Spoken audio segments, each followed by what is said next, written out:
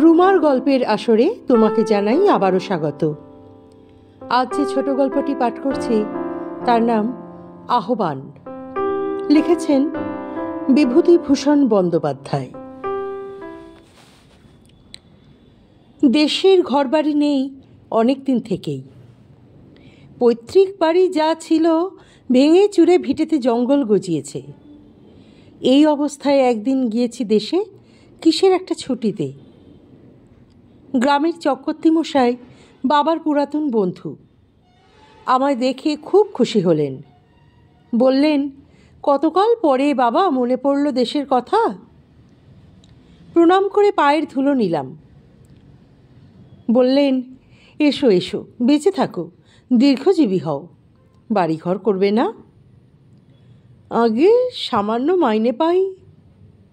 তাতে কি, গ্রামের ছেলে গ্রামে বাস করবে, এতে আর সামান্য মাইনে বেশি মাইনের কি আছে? আমি খড় বাঁশ দিচ্ছি, চালাঘর তুলে ফেলো, মাঝে মাঝে যাতায়াত করো। আহা, নরেশের ছেলে, দেখেও সুখ। কদিনই বা আছি, বাস করো গাঁয়ে। আরও অনেকে এসে ধরলে অন্তত খড়ের ঘর একটা ওঠাতেই হবে। অনেক দিন পরে গ্রামে এসে ভালোই লাগছে। যাদের বাল্যকালে ছোট দেখে গিয়েছি তাদের আর চেনা যায় না। যাদের যুবক দেখে গিয়েছিলাম তারা হয়েছে বৃদ্ধ। বড় আমবাগানের মধ্যে দিয়ে বাজারের দিকে যাচ্ছি। আম গাছের ছায়ায় একটি বৃদ্ধার চেহারা ভারতচন্দ্র বর্ণিত জড়তিবেশিনী অন্নপূর্ণার মতো। কোনো তফাৎ নেই। ডান হাতে নড়ি ঠুকঠুক করতে করতে বোধহয় বা বাজারের দিকেই চলেছে। বগলে একটি ছোট থলে। বুড়িকে দেখেই আমি দাঁড়িয়ে গেলাম। এ ধরনের বুড়িকে দেখে আমার বড় মায়া হয়। নারী রূপের এ এক অপূর্ব পরিণতি। জিজ্ঞেস করলাম, কোথায় যাবে? বাজারে বাবা। বুড়ি আমায় ভালো না দেখতে পেয়ে কিংবা না চিনতে পেরে ডান হাত উঁচিয়ে তালু আর ভাবে চোখের ওপরে ধরলে। বললে, কে বাবা তুমি? চিনলাম না তো। চিনবে না? বাণুজ্যে পাড়ার নরেশ বাণুজ্যের ছেলে। আমি অনেক দিন গাঁয়ে আসিনি। তা হবে বাবা, আমি আগে তো এপাড়া ওপাড়া যেতাম আসতাম না। তিনি থাকতে অভাব ছিল না কোনো জিনিসের। গোলা পোড়া ধান, গোয়ালা পোড়া গরু। তোমাকে তো চিনতে পারলাম না বুড়ি। আমার তো তেনার নাম করতে নেই বাবা, করাতের কাজ করতেন। বলে সে জিজ্ঞাসু দৃষ্টিতে আমার দিকে চেয়ে থাকে, অর্থাৎ আমি চিনতে পেরেছি কি না। কিন্তু আমার পক্ষে চেনা সম্ভব নয়। আমার বাল্যকালে কে এই গ্রামে করাতের কাজ করতো তা আমার মনে থাকবার কথা নয়। বললাম, তোমার ছেলে আছে? কেউ নেই বাবা, কেউ নেই। এক নাত জামাই আছে, তো সে মোরে ভাত দেয় না। ওই আমার নাতনিকে রেখে মোর মেয়ে মারা যায়। আমার বড্ড কষ্ট, ভাত জোটে না সব দিন। বাজারে যাচ্ছি, 3 পয়সা নুন কিনে আনবো। 2 কোটা চাল জোগাড় করেছি ওবেলা। বুড়িকে পকেট থেকে কিছু পয়সা বার করে দিলাম। ব্যাপারটা এখানেই চুকে যাবে ভেবেছিলাম, কিন্তু তা চুকল না। উপরন্তু এই বুড়িকে কেন্দ্র করে আমার জীবনে এক অদ্ভুত অভিজ্ঞতা শুরু হলো। নিজের জীবনে না ঘটলে বিশ্বাস করতাম না এমন ঘটনা।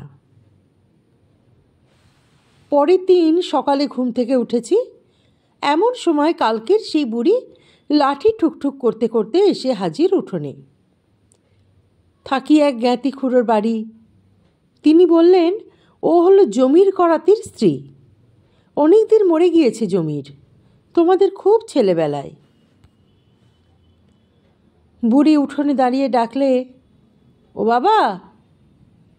সে বোধহয় চোখে একটু কম দেখে, তা ও বয়সে সেটা এমন আশ্চর্যই বা কি। বললাম, এই যে আমি এখানে। কাল পয়সা কটা পেয়ে ভাবলাম যাই দিনই বাউনপাড়ার দিকে। কে পয়সা দিলে চিনতেও পারলাম না। বিকেলবেলা চোখে ঠাউর পাইনি। আমার খুড়োমশাই বুড়িকে বুঝিয়ে দিলেন আমি কে।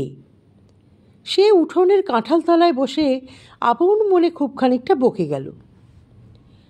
তার যাবার সময় আরও 2-1 পয়সা দিলাম। পরদিন কলকাতা চলে গেলাম, ছুটিও ফুরিয়ে গেল। আমার জ্ঞাতি খুড়োকে কিছু টাকা দিয়ে এলাম আসবার সময়।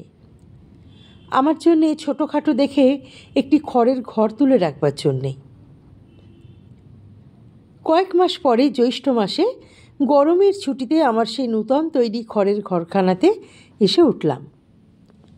কলকাতাতে কর্মব্যস্ত এই কমাসের মধ্যে বুড়িকে একবারও মনে পড়েনি, বা এখানে এসেও মনে হয়তো হঠাৎ পড়তও না। যদি সে তার পরের দিন সকালেই আমার ঘরের নিচু দাওয়ায় এসে না বসে পড়ত। বললাম, কি বুড়ি, ভালো আছো? ময়লা ছেঁড়া কাপড়ের প্রান্ত থেকে গোটা কতক আম তুলে সে আমার সামনে মাটিতে রেখে দিলে। আমার কি আর মরণ আছে বাবা? জিজ্ঞেস করলাম, ও আম কিসের? দন্তহীন মুখে একটু হাসবার চেষ্টা করে বললে, গোপাল আমার, তোর জন্যে নিয়ে এলাম। গাছের আম কটা বেশ মিষ্টি, খেয়ে দেখো এখন। আমি ওর সম্বোধনের নতুনত্বে কৌতুক অনুভব করলাম, কিন্তু কি জানি কেন বড় ভালো লাগলো। গ্রামে অনেক দিন থেকে আমার আপনার জন কেউ নেই। একটা ঘনিষ্ঠ আদরের সম্বোধন করার লোকের দেখা পাইনি বাল্যকালে মা পিসিমা মারা যাবার পর থেকেই। প্রতিবেশিনীদের মধ্যে অত বেশি বয়সের স্ত্রীলোক কেউ নেই যে আমাকে গোপাল বলে ডাকে। বুড়ি বললে, খাও কোথায়? হ্যাঁ বাবা? খুড়োমশায়ের বাড়ি। বেশ যত্ন করে তো ওনারা? তা করে। দুধ পাচ্ছ ভালো? ঘুঁটি গোয়ালিনী দেয়, মন্দ না। ও বাবা, ওর দুধ অর্ধেক জল। দুধ খেতে পাচ্ছ না ভালো, সে বুঝেছি। পরদিন সকাল হয়েছে সবে, বুড়ি দেখি উঠোনে ডাকছে, গোপাল। বিছানা ছেড়ে উঠে বললাম, আরে এত সকালে কি মনে করে? হাতে কি? বৃদ্ধা হাতের নড়ি আমার দাওয়ার গায়ে ঠেস দিয়ে রেখে বললে, 1 ঘটি দুধ আনলাম তোর জন্যে। সে কি, দুধ এত পেলে কোথায় এত সকালে? আমায় মা বলে ডাকে ওই হাজরা ন্যাটার বউ। তার কেউ নেই? মোর চালাঘরের পাশে ওর চালাঘর। ওরে কাল রাত্রিরে বলে রেখে দিয়েছিলাম, বলি, বউ, আমার গোপাল দুধ খেতে পায় না, সকালে চা না কি খায়, ওরে খুব ভোরে উঠে গায়ে ধুয়ে দিতে হবে। তাই আজ কুঁকড়ো ডাকা ভোরে উঠে দেখি আমারে ডাকছে, মা ওঠো, তোমার গোপালের জন্যই দুধ নিয়ে যাও। আচ্ছা, কেন বলো তো তোমার এসব? ছি, এসব তো ভালো না। এরকম আর কখনো এনো না। কত পয়সা দাম দিতে হবে বলো? কতটা দুধ? আমার গলার সুর একটু রুক্ষ হয়ে উঠেছিল হয়তো, কারণ মুসলমানের বাড়ির দুধ আমাদের গ্রামে চলে না। কে কোন দিক থেকে দেখে ফেলবে সেই ছিল আমার ভয়। কেন আবার এসব ঝঞ্ঝাট জোটে? বুড়ি আমার কণ্ঠস্বরের অপ্রত্যাশিত রূঢ়তায় যেন একটু ঘাবড়ে গেল। ভয়ে ভয়ে বললে, কেন বাবা, পয়সা কেন? পয়সা না তো তুমি দুধ পাবে কোথায়? ওই যে বললাম বাবা, আমার মেয়ের বাড়ি থেকে। তা হোক, তুমি পয়সা নিয়ে যাও, সেও তো গরিব লোক। বুড়ি পয়সা নিয়ে চলে গেল বটে, কিন্তু সে যে বেশ দমে গিয়েছে তার কথাবার্তার ধরনে বেশ বুঝতে পারলাম। মনে একটু কষ্ট হলো। বুড়ি চলে গেল, পয়সা দিতে চাওয়া ঠিক হয়েছে কি? বুড়ির কীরকম হয়তো মন পড়ে গিয়েছে আমার উপর।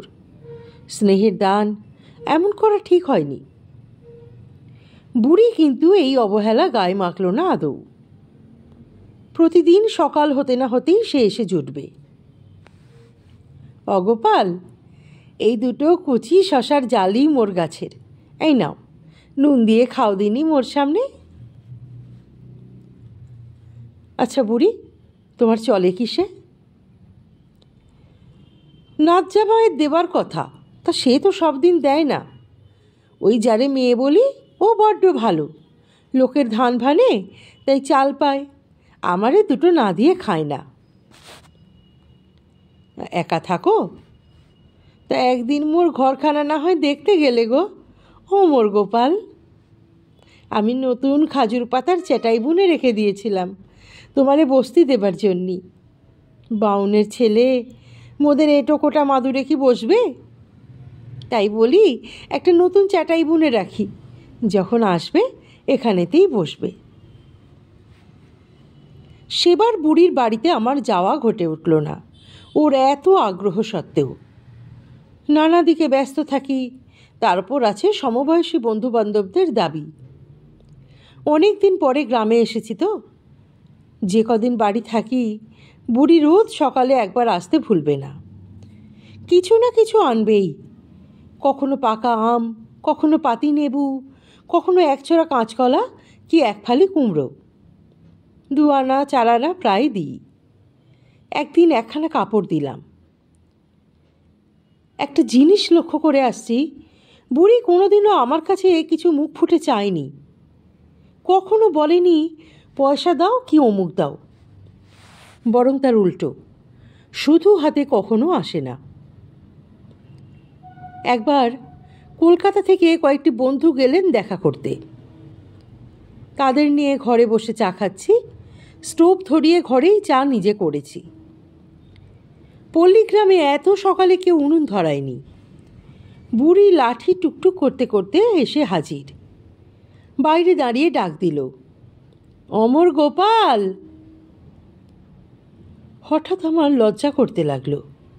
কলকাতার বন্ধু বান্ধবদের সামনে ও আজ না এলেই পারত ছাই, ভালো বিপদ। অমর গোপাল, ঘরে আছো নাকি?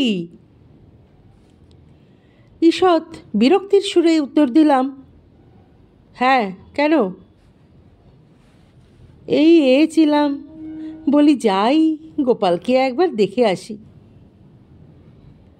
বন্ধুদের মধ্যে একজন জিজ্ঞাসা করলেন, ও কে হে? চাপা দেবার চেষ্টায় বললাম, ও এমনি গায়ের লোক। আরেকজন বললে, তোমার ডাকনাম কি গোপাল নাকি হে গ্রামে? হ্যাঁ, না, এই। বুড়ি করলে, কাল রাত্রিরে কি গরম পড়ল, গোপাল ঘুমোতে পেরিলি কাল?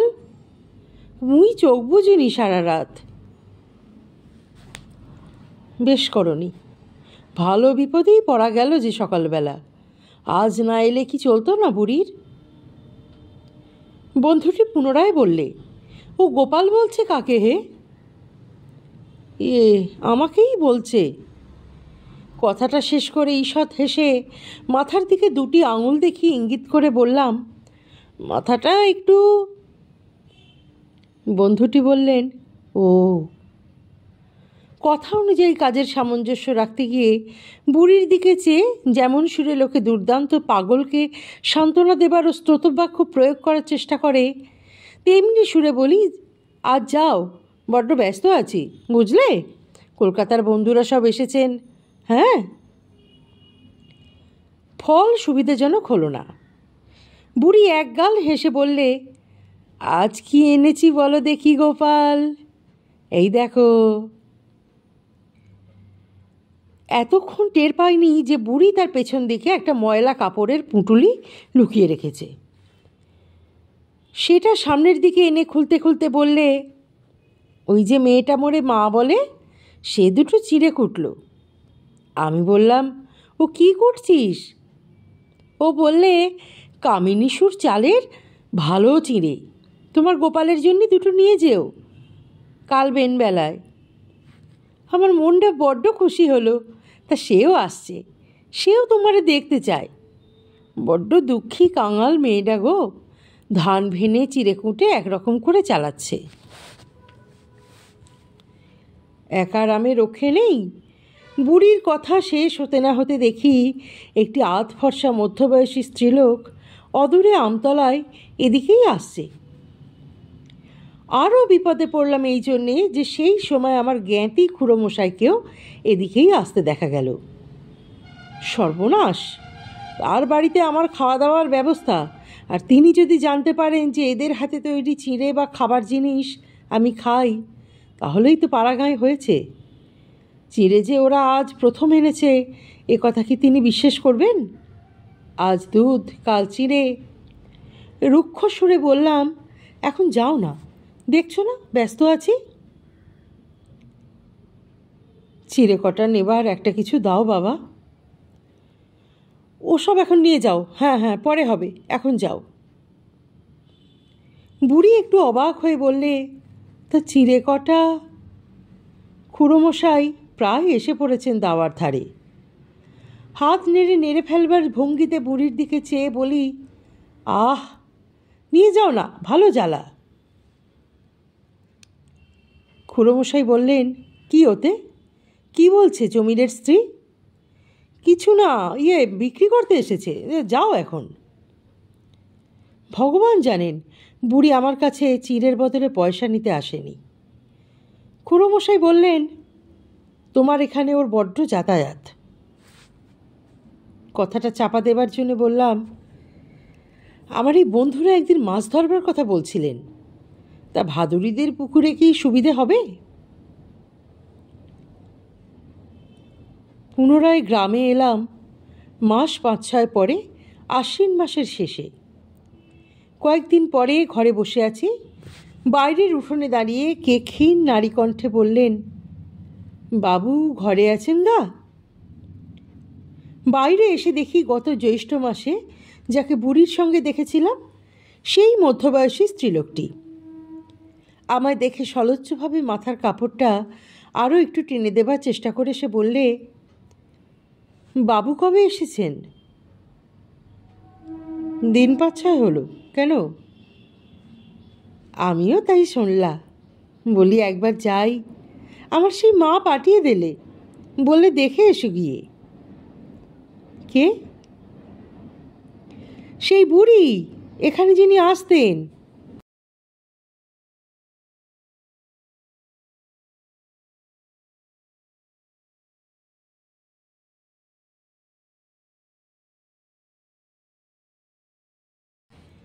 তিনার বড্ড অসুখ, এবার বোধহয় আর বাঁচবে না।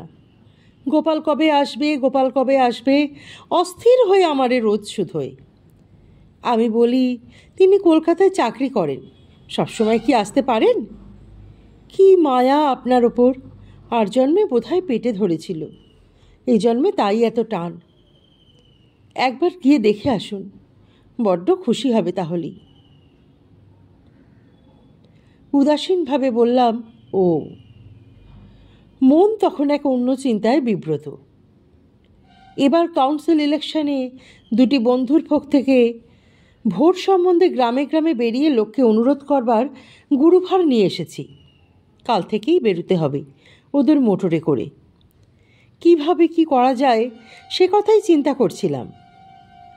কোথায় কোন বুড়ি অসুখ হয়ে রয়েছে ওসব দেখবার সময়াভাব। স্ত্রীলোকটি বললে, ওবেলা যাবেন বাবু? আচ্ছা, তা এখন ঠিক বলতে পারছি নে। স্ত্রীলোকটি অনুনয়ের সুরে বললেন, একবার যাবেন বাবু ওবেলা, হয়তো বুড়ি বাঁচবে না। বিকেলের দিকে বেড়াতে যাবার পথে দেখতে গেলাম বুড়িকে। খুব উঁচু দাওয়া, সেকালের প্রণালীতে তৈরি 5 চালা ঘর। বুড়ির স্বামীর আমলে আমার জন্মগ্রহণের পূর্বে এই ঘর তৈরি হয়েছিল। তখন এদের অবস্থা যে ভালো ছিল, এই প্রশস্ত 5 চালা ঘরখানাই তার নিদর্শন। কিন্তু ঘরখানার সংস্কার হয়নি অনেক দিন। খড় উড়ে পড়ছে চালা থেকে, দড়ি বাঁখারি ঝুলছে, মাটির দাওয়া নানান স্থানে ভেঙে গেছে, বাঁশের খুঁটি নড়বড় করছে। বুড়ি শুয়ে আছে একটা তেলচিটে মাদুরের উপর, মাথায় তেলচিটে মলিন বালিশ। বুড়ির সেই পাতানো মেয়েটি পাশে বসেছিল। আমায় দেখে বুড়িকে বললে, অমা কে এসেছে দেখো। ওমা। আমি গিয়ে কাছে দাঁড়াতেই বুড়ি চোখ মেলে আমার দিকে তাইলে। পরে আমাকে চিনে ধর্মর করে বিছানা ছেড়ে উঠবার চেষ্টা করতেই আমি বললাম, উঠো না, উঠো না, ও কি? বুড়ি আহ্লাদে আটখানা হয়ে বললে, ভালো আছো ওমর গোপাল? বসতে দে, গোপালকে বসতে দে। বসবার দরকার নেই, ব্যস্ত হয়েও না, থাক। ওরে ওখানা দিচ্ছিস কেন? গোপালের ওই খাজুরের চটখানা পেতে দে। পরে ঠিক যেন আপনার মা কি পিসিমার মতোই অনুযোগের সুরে বলতে লাগলো, তোর জন্যই খাজুরের চটখানা কতদিন আগে বুনে রেখেছিলাম, ওখানে পুরনো হয়ে ভেঙে যাচ্ছে। তুমি একদিনও এলে না গোপাল, অসুখ হয়েছে তাও দেখতে আসো না। আমি বললাম, আচ্ছা চুপ করে শুয়ে থাকো, ব্যস্ত হয়েও না। ইতিমধ্যে পাড়ার অনেক লোক এসে জড়ো হলো আমি এসেছি দেখে। কেউ কেউ বলে, বুড়ি কেবল আপনার কথাই বলে বাবু, আপনাকে দেখবার বড্ড ইচ্ছা। বুড়ি বোধহয় এবার আর বাঁচবে না। বুড়ির দু চোখ বেয়ে জল পড়ছে গড়িয়ে। আমায় বললে, গোপাল যদি মরি আমার কাফনের কাপড় তুই কিনে দিস। পাশের লোককে জিজ্ঞাসা করলাম, সে কি? জানেন না বাবু, মাটি দেবার সময় নতুন কাপড় কিনে পরিয়ে দিতে হয়। ও, বুঝেছি। আমাকে পেয়ে বুড়ি খুব খুশি হয়েছে, কত কি বলতে লাগলো। ওর নাচ জামাই লোক কেমন খারাপ, এমন যে অসুখ একবার চক্ষু দিয়ে দেখেও যায় না। ঘর তো 10 বছর ঘর পড়েনি চালে, পচে গলে গিয়েছে পুরনো খড়।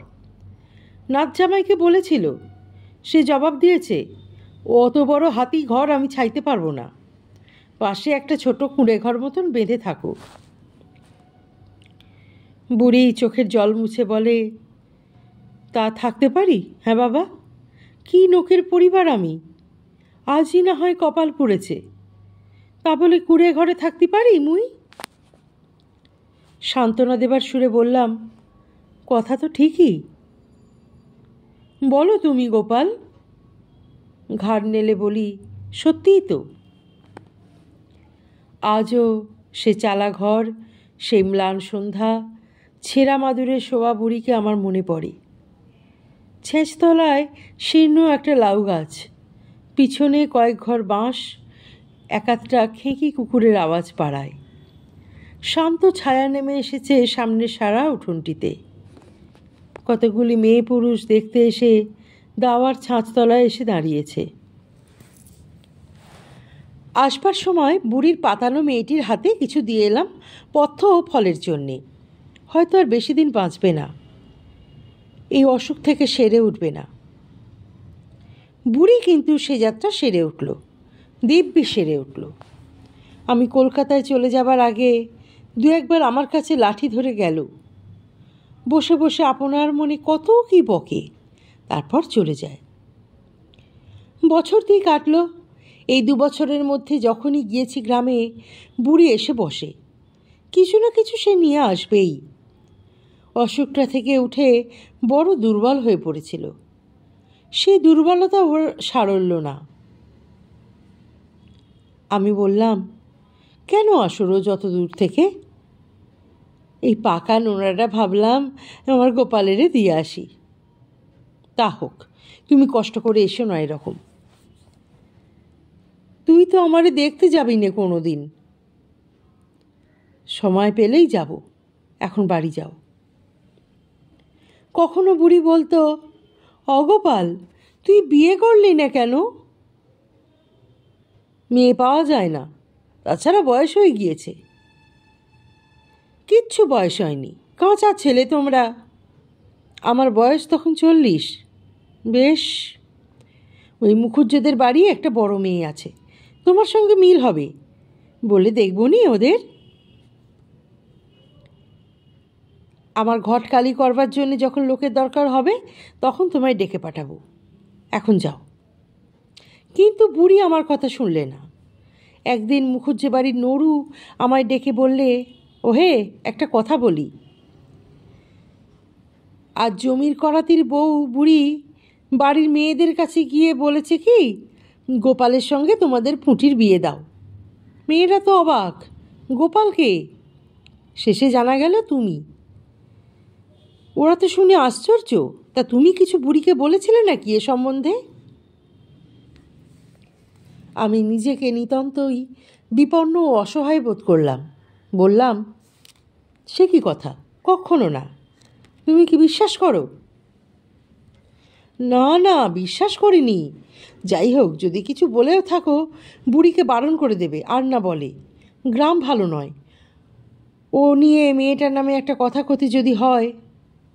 নিশ্চয়ই তুমি বিশ্বাস করো ভাই, আমি এর বিন্দু বিসর্গ জানি নে। বুড়ি তার পরদিন যেমন সকালে এসেছে বকল মুখে। কে তাকে এসব কাণ্ড করতে বলেছে? ঘটকালি করতে ডেকেছিল কেউ তাকে? গায়ে এই নিয়ে শেষে একটা কথা উঠবে, পাড়াগা বড় খারাপ জায়গা, তুমি বাপু এখানে আর এসো না। বুড়ি ফ্যাল ফ্যাল চোখে তাকিয়ে থেকে বললে, বকিস নে অগোপাল, মোরে বকিস নে। তা তুই মেয়েটারে বিয়ে না করিস, অন্য কোনো মেয়ে বিয়ে কর। পুঁটিরে তোর পছন্দ হয়নি না? ধমকে উঠে বললাম, আবার ওই কথা? নিতান্তই সেকেলে বুড়ি কিছু বোঝেও না। সত্যি এই ঘটনা নিয়ে গ্রামে একটু কথাবার্তার সৃষ্টি হলো।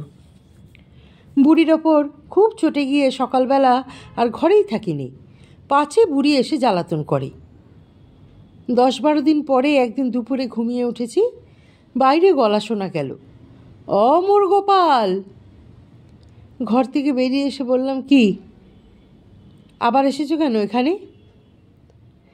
একটা বাতাবি নেবু নিয়ে এলাম তোর জন্যি।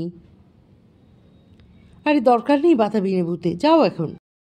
বিরক্তি নিতান্তই অকারণ নয়। মাত্র 4-5 দিন আগে মুখুজ্জি বাড়ির ঘটনা নিয়ে আমার জ্ঞাতি খুড়ো আমায় দু কথা শুনিয়ে দিয়েছেন। বছরখানেক আর গ্রামে যায়নি এরপরে, বোধহয় 1.5 বছরও হতে পারে। একবার শেষ শরতে পুজোর ছুটির পর কাশি থেকে বেরিয়ে ফিরে কলকাতায় এসে দেখি তখনও 1-2 ছুটি হাতে আছে। গ্রামেই গেলাম এই 2 দিন ছুটি কাটাতে। গ্রামে ঢুকতেই প্রথমেই দেখা পরশু সর্দারের বউ দিগম্বরীর সঙ্গে। দিগম্বরী অবাক হয়ে বললে, ওমা, তুমি আজই এলে দাবা ঠাকুর? সে বুড়ি যে কাল রাতে মারা গেছে। তোমার নাম করলে বড্ড। ও সেই পাতানো মেয়ে আজ সকালে বলছিল। আমি এসেছি শুনে বুড়ির নাচ জামাই দেখা করতে এলো। বাবু এসেছেন, একটু সাহায্য করুন, কাফনের কাপড় কিনতি, যা দাম এখন কাপড় চোপড়ের। আমার মনে পড়ল বুড়ি বলেছিল সেই একদিন, আমি মরে গেলে তুই কাফনের কাপড় কিনে দিস বাবা। ওর স্নেহাতুর আত্মা বহুদূর বারাণসী থেকে আমায় কিভাবে আহ্বান করে এনেছে, আমার মন হয়তো ওর ডাক আর তাচ্ছিল্য করতে পারেনি। কাপড় কেনবার টাকা দিলাম। নাচ জামাই বলে গেল, মাটি দেবার সময় একবার যাবেন বাবু, বেলা 12টা আন্দাজে যাবেন। শরতের কটুত্তিক্ত গন্ধ ওটা বনঝোপ ও মাকাললতা দোলানো এক প্রাচীন তিত্তিরাজ গাছের তলায় বৃদ্ধাকে কবর দেওয়া হচ্ছে। আমি গিয়ে বসলাম। আব্দুল, শুকুর মিয়া, নমর, আমাদের সঙ্গে পড়তো আবদালি, তার ছেলে গনি, এরা সকলে গাছের ছায়ায় বসে। প্রবীণ শুকুর মিয়া আমায় দেখে বললেন, এই যে বাবা ঠাকুর, এসো, তামুক খাবা? বুড়ির মাটি দেওয়ার দিন তুমি কোণে থেকে এলে? তুমি তো জানতে না। তোমায় যে বড্ড ভালোবাসত বুড়ি। তোমার কাছে কাফনের কাপড় নিয়ে তবে মহারানীর প্রাণটা ঠান্ডা হলো। খাও তাই।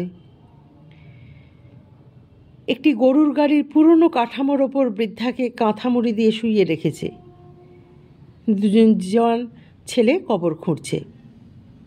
কবর দেবার পর সকলে এক এক কোদাল মাটি নিয়ে দিলে কবরের ওপর। শুকুর মিয়া বললে, দাও দাও বাবা ঠাকুর, তুমিও দাও, তুমি দিলে মহারানী ঠান্ডা হবে। দিলাম 1 কোদাল মাটি। সঙ্গে সঙ্গে মনে হলো ও বেঁচে থাকলে বোধহয় বলে উঠত, মোর গোপাল। আজকের গল্পটি তোমার কেমন লাগলো? তোমার মূল্যবান মতামত অবশ্যই কমেন্ট বক্সে লিখে জানিও। গল্পটি ভালো লাগলে একটি লাইক করে দিও, শেয়ার করে দিও পরিচিত এবং প্রিয়জনদের মধ্যে। আর যারা এখনও চ্যানেলটি সাবস্ক্রাইব করনি তারা কিন্তু চ্যানেলটি সাবস্ক্রাইব করতে ভুলো না। অপেক্ষা করো পরবর্তী গল্পের জন্যে। অনেক ধন্যবাদ গল্পটি শোনার জন্যে।